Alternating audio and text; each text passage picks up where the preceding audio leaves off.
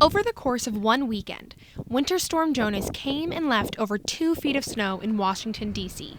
Schools closed and students enjoyed their time off playing in the snow.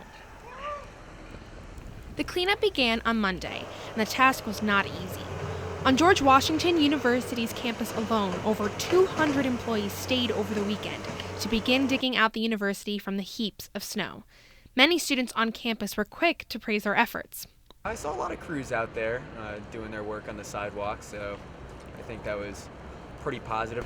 There was some skepticism among students as to how GW, a city school that has closed for something as small as 1 inch of snow, would handle the blizzard cleanup. So I was actually surprised that GW did better than I was expecting. They definitely had a lot of people out shoveling and trying to keep it clear. Obviously, it took a lot of time, and I am of the agreement that we should not have had class that day.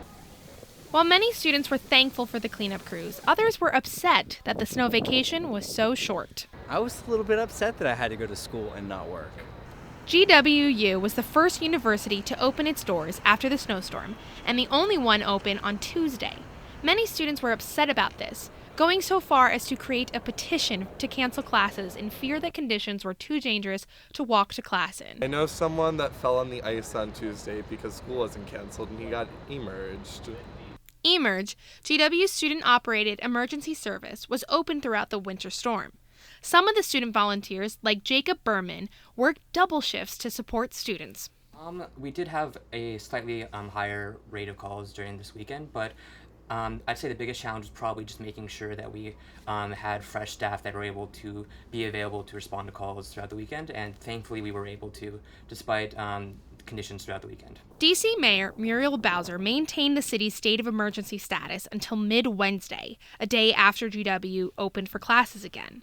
She said in a press conference last Tuesday, "It's important to note that the roads are still dangerous. We talked to you about the weather conditions, and it's getting warmer in the day and freezing at night, so any wet surfaces can become icy. We are still in a snow emergency." Despite the mounds of snow still blocking pathways, students had no choice but to make the trek into the snow to get to class, even students who live off campus. Yeah, there was no other way. Her car was snowed in, the metro still wasn't working, and we had class. She's a law student, she can't miss it. While a lot has been done to try to clean up all the snow in quick time, it seems like the only thing that's going to get completely rid of it is Mother Nature herself.